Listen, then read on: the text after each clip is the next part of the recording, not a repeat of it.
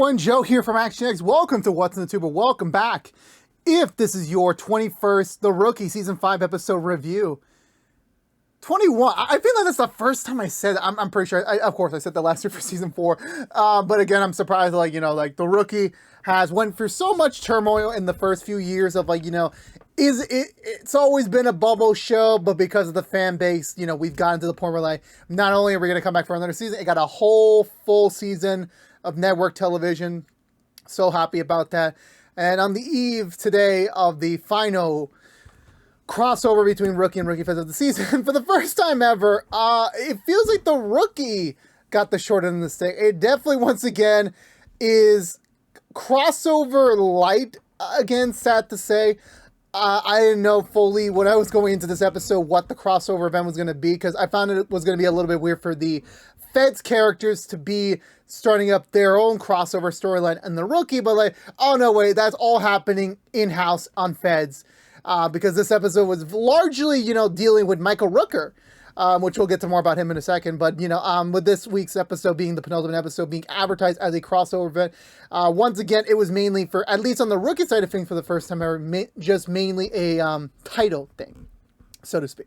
That doesn't take away from the episode that it was still a very good episode. I feel like definitely there is planting the seeds. This seems more like a season 6 planter episode, so to speak. Kind of already giving little clues away for next week's finale, which I'm pretty sure so many Rookie fans are mad right now because the preview for the end of this episode was not next week's finale. It was for the true crossover episode that's up next. So for me, I was like, oh yeah, I literally do not know what the heck's going on in that finale. I really don't know. There were some promo photos released that people thought was going to be from this episode, and now it's going to be for next episode. And considering the fact we don't have a wedding next episode, that's actually a first, I think. I'm pretty sure last season did end in a wedding as well, but last season definitely had some sort of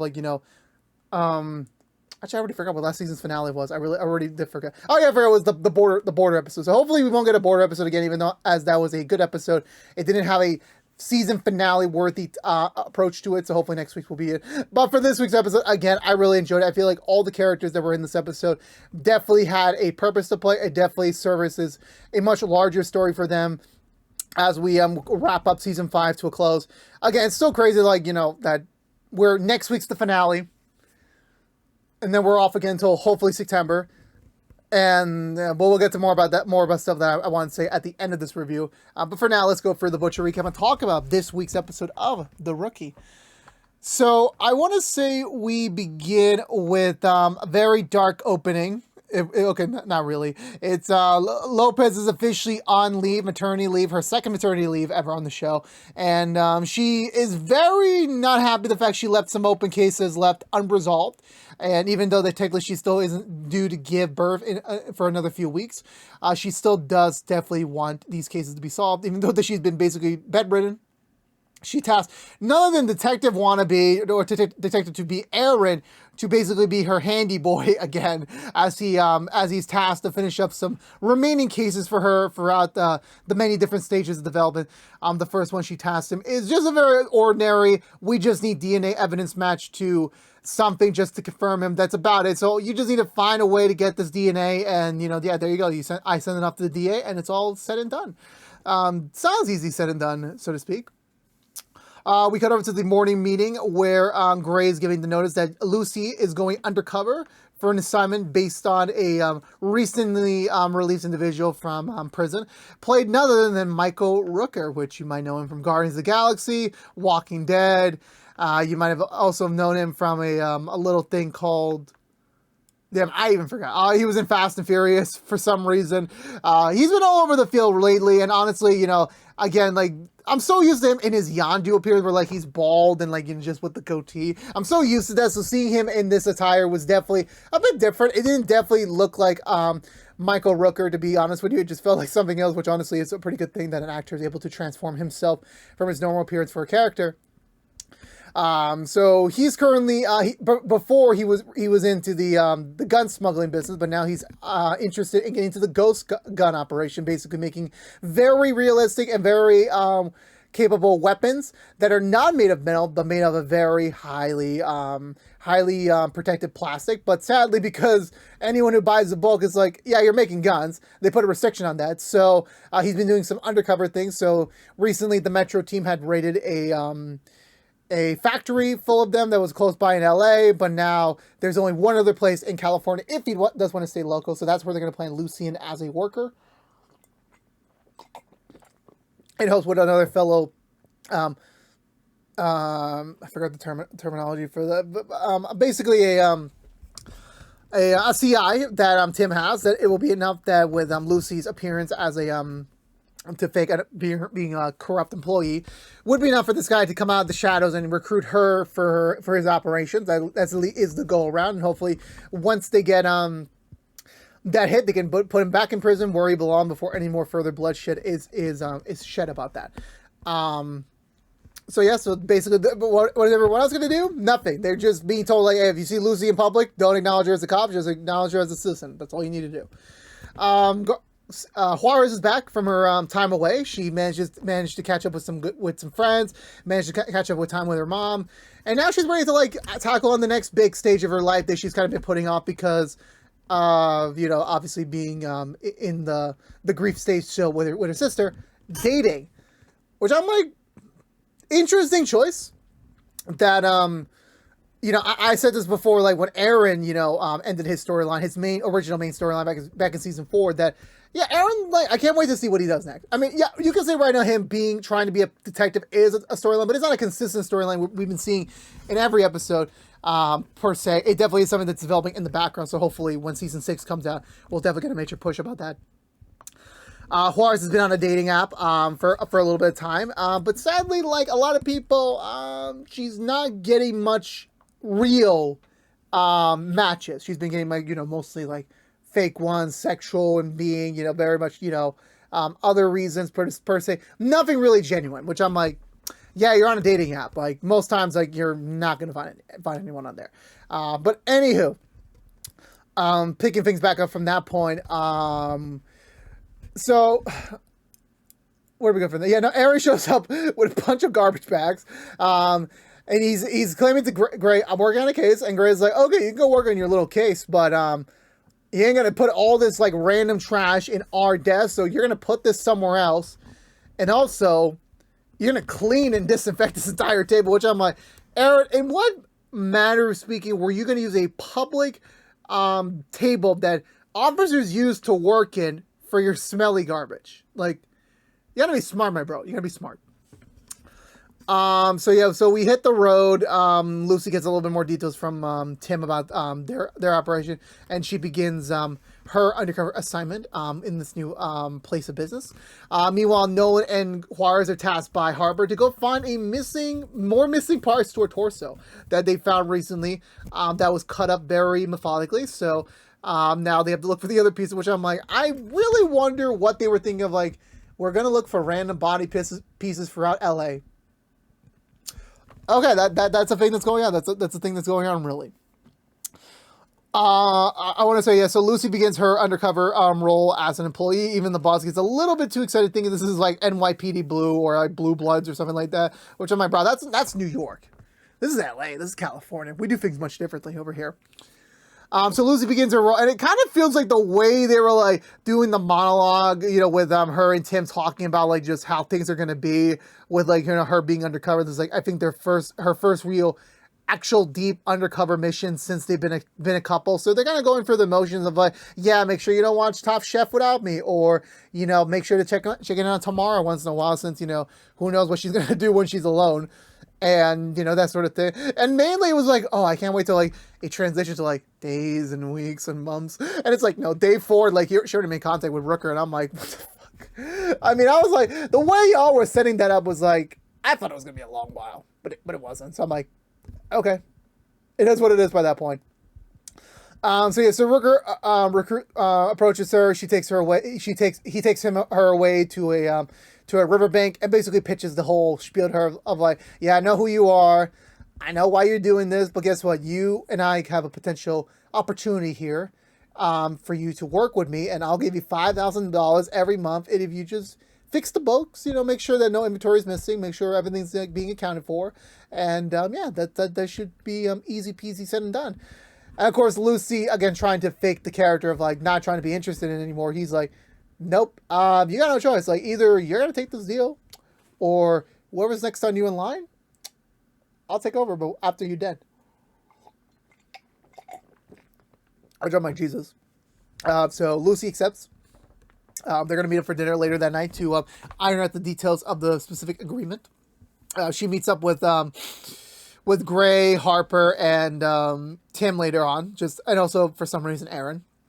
I keep forgetting, yeah, Aaron's a series regular, so I'm like, they technically have to put him in the episode, which I'm like, interesting. I know that when he said, like, when he was going to work for the DA's office, that means he was going to be basically part of the PD in a way so that he can be close to Lopez and everyone else, but I'm like, yeah, it's still kind of funny that, like, you know, that's the way they ended up doing it.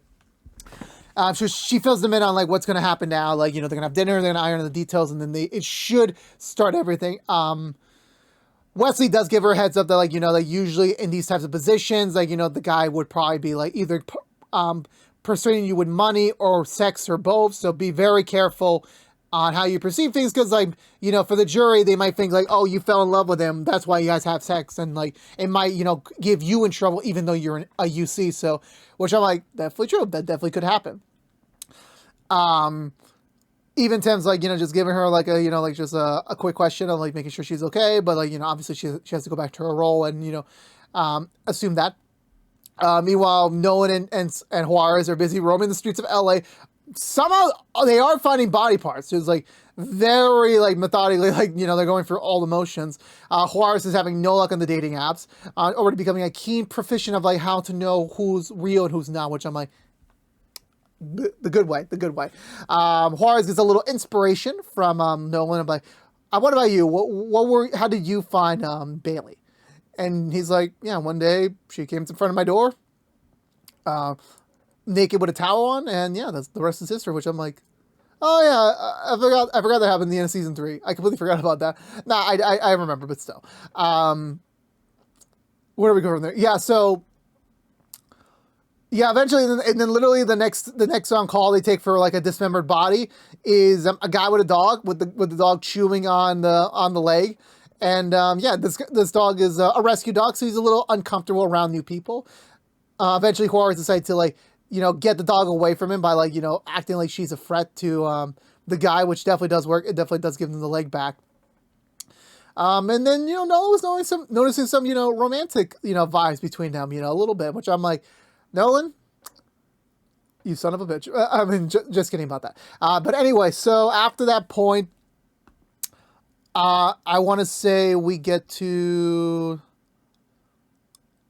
Yeah, sorry, my brain is not working today. Like, I'm trying to juggle between 3 different storylines, which I'm like, that's not what I normally do. I like to pick a storyline and just keep to it. So that's what I'm going to do actually right now. So Aaron solves the DNA case after basically dirtying up the entire LAPD lot. So Lopez puts him on another case. This time trying to get a witness to a robbery to admit any sort of details, because he was literally right in front, but the guy is no snitch. He's a clip talker. I still can't believe that's their TikTok comparison they're doing, because legalities. Yeah, so he comes in, he's just, I'm only here at the station just to, like, do videos and stuff like that, you know, that's all I'm really here for, legally speaking. Aaron tries to bribe him with, like, hey, I got 4 million followers, so I'm like, if you really, really, really need the, need some help, you know, I could definitely appreciate it, so we could trade something. He's like, nah, a shout out is too simple. And they're like, let's do a dance challenge, which I'm like, of course they do. And I'm like, it will probably be a very fun off-screen, now they do it on screen, which I'm like, why? Greg kind of walks in, dumbfounded of like, what the hell is going on here? And the clip talk's ruined, but the guy manages to still get like enough to work with, and he does agree to like, okay, here's some information you need to know. So Aaron recruits Smithy, of all people, to go to the car.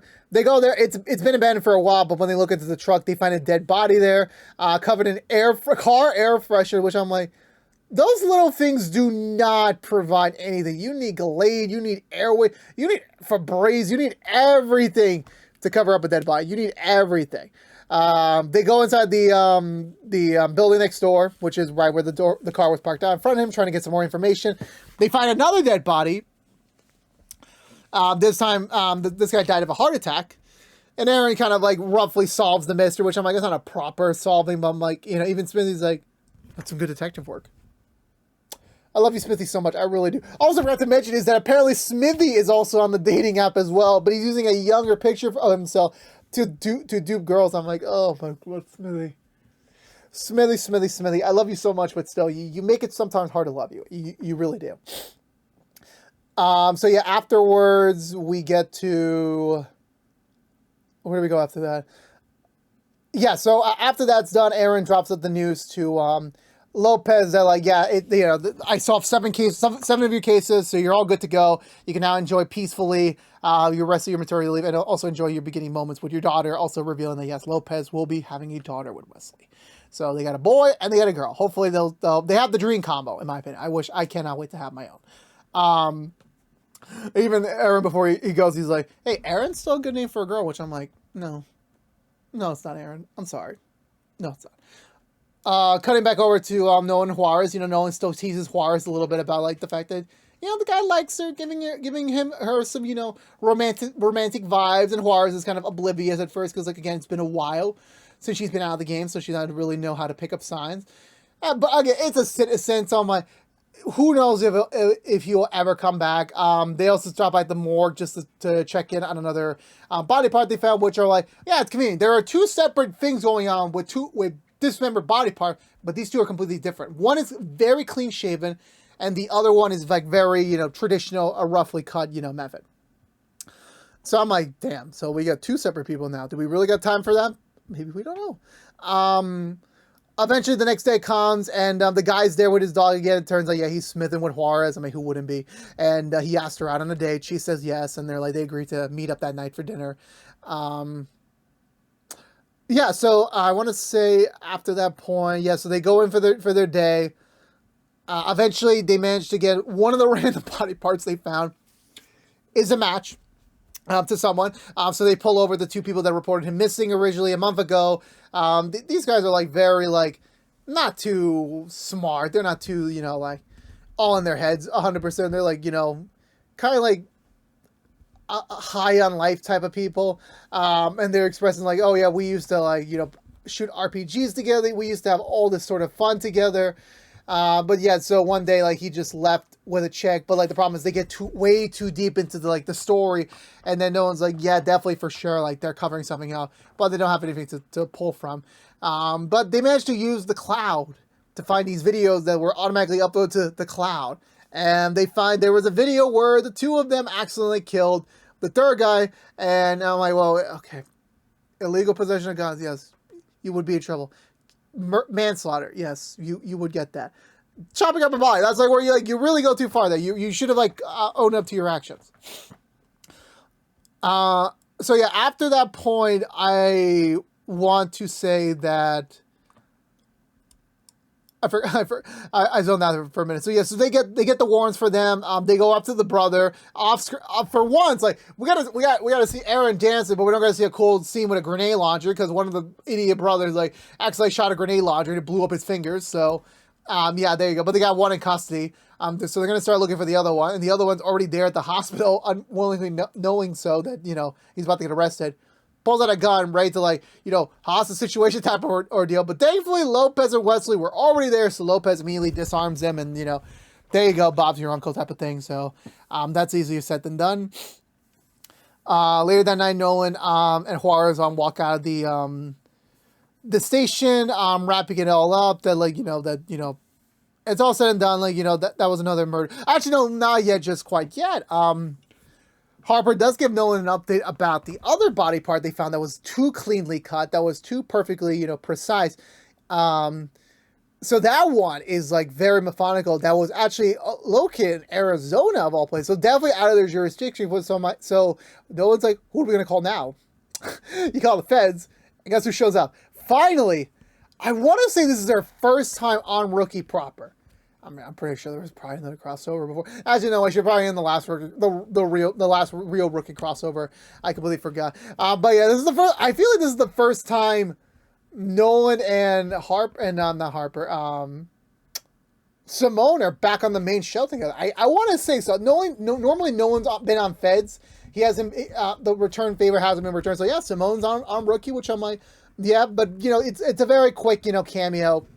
Her just saying like, yeah, I'm here to get all the details from you, and then I'm gonna take all your theories, all your ideas, gonna pitch up as mine, which I'm like, I love you both, but now it's time to get back to your show.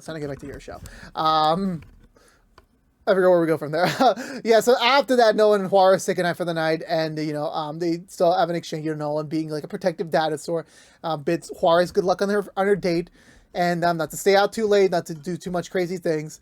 And, even like Juarez gets a vibe because like still Nolan and Bailey did not have a wedding date plan, which I'm like, for me, I'm like, interesting that we haven't gotten that. But Juarez does drop of like, hey, September seems like a good month to have, your wedding, which I'm like, fair point. And also what would be an even bigger accomplishment for next season, and I'll talk more about this, about the predictions video in a couple weeks from now, if the 100th episode is Nolan's wedding. Who would like that? I would like it very much.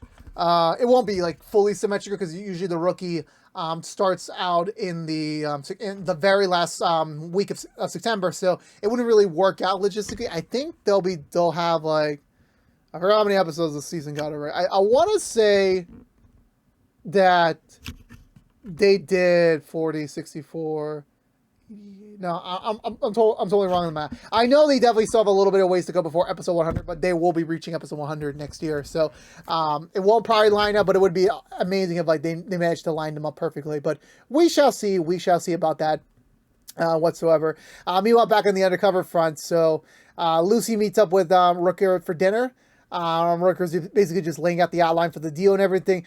Things seem to be going accordingly. Lucy's trying to pave the line of like not trying to get too deep into his life, but also trying to like get something out of him already on this early meeting.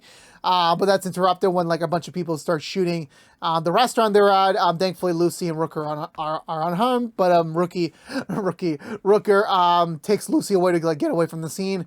Obviously, since Bradford and the others are like already like staking out already, they go after the shooters. Bradford goes after the main shooter. And close enough, Bradford nearly died. Again. Yeah, I still remember that first episode. I still remember. In that instance, Bradford almost gets shot at with like no protective cover, no backup and everything. But thankfully the guy ran out of bullets, so it was a quick disarm for Bradford. But of course, it was definitely a bit of like a shocking moment where like if things had played out differently, Bradford would be dead. And that was a logistical fact. After that, Lucy and Rooker managed to dip away, get into cover. Rooker estimates that it's probably one of his guys or probably even one of his brother's guys.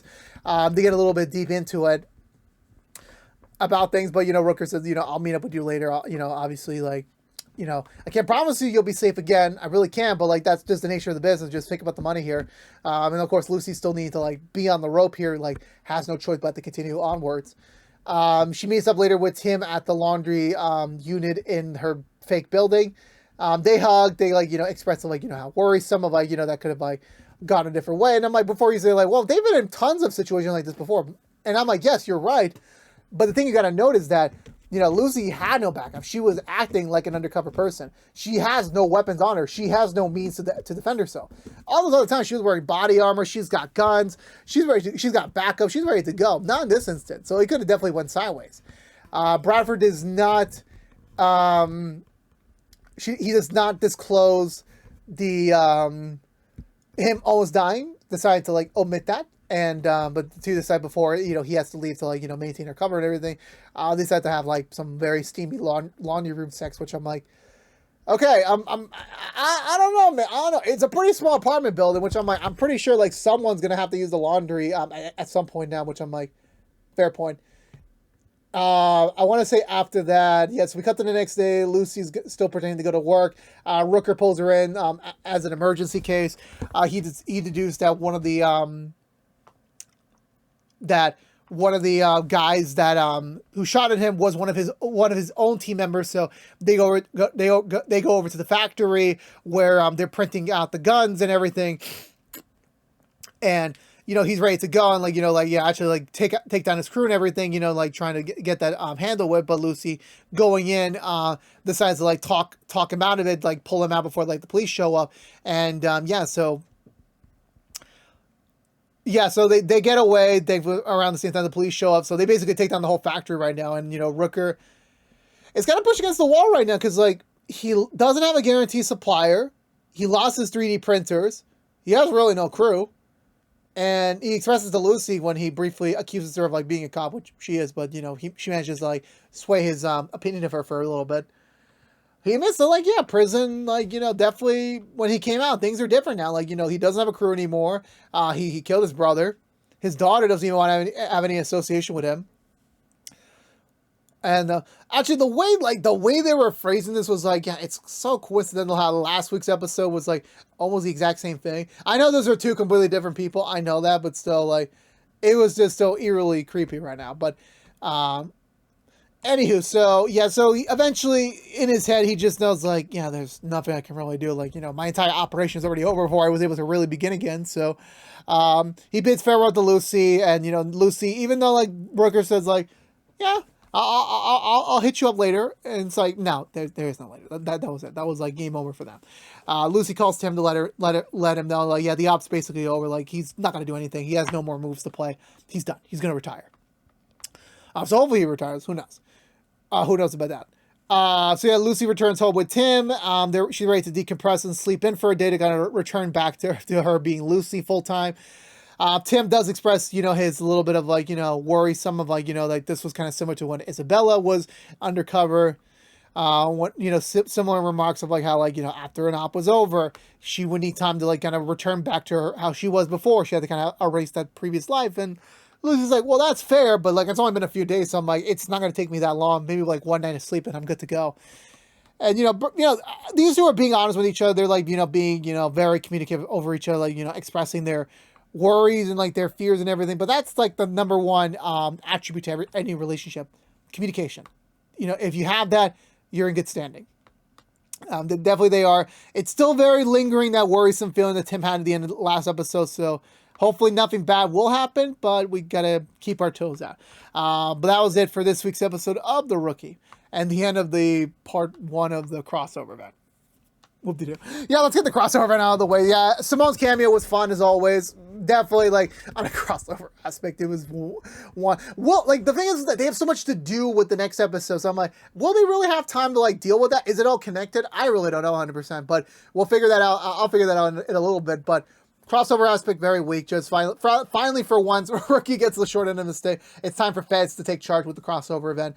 Overall, episode wise, I thought this was great. Definitely, Aaron and Juarez definitely seem like they have prospective futures with their storyline. Aaron getting way more, a heads up in becoming a detective. Obviously, it's still a little too early for Aaron to be a detective. He's only in his now 2nd year as an officer. So it might be too soon, but definitely they have a direction for him, and definitely will hopefully, focus in on that more when we come back next year. Juarez with dating is interesting, definitely once hey, we got some fan favorite couples over here. You're almost everyone except Aaron and Juarez now have, coupled up. So I'm we need to get more partners, expand the Rookie family as so be it.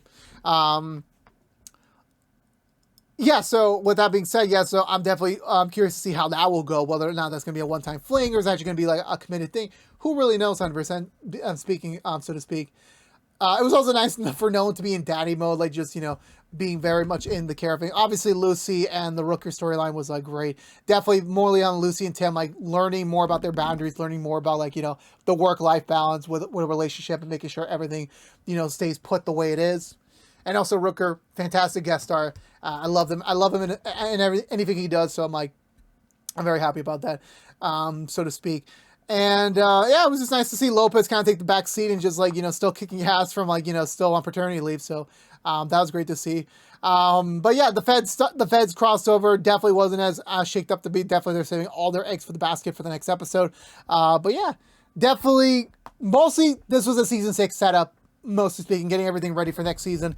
How next episode will go, we'll see. But that will be the finale. But we'll talk about more about that next week. But until then, for this episode, I'm going to give this episode 2 thumbs up. Let me know in the comments below what you think of this week's episode of The Rookie. Let's have a conversation, as always, down below. But I believe that's going to do it for me today, everyone. So if you're unaware, this is bit What's the Two from ActionX, reviewing every episode in the 5th season of The Rookie. If you want to know what we're doing normally, What's the Two, besides our Rookie episode reviews, we're currently doing Feds episode reviews, Walker episode reviews, and Perry Mason reviews each and every week after brand episodes on their respective platforms.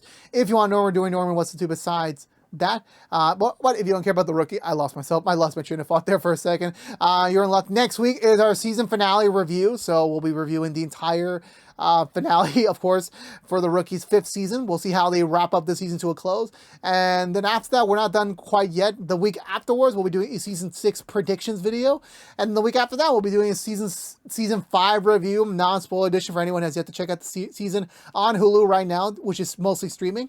It will be complete by next week. But again, thank you so much for watching. Please subscribe if you haven't yet. Like, favorite, share if you want to. Follow social media as always. And until then, for all you members of the Rookie Nation, for the crossover people, I'll see y'all tomorrow morning for the next review. But if you don't care about The Rookie, I'll see y'all next week for the finale. But until then, stay safe out there. Be good to each other. And as always, peace out.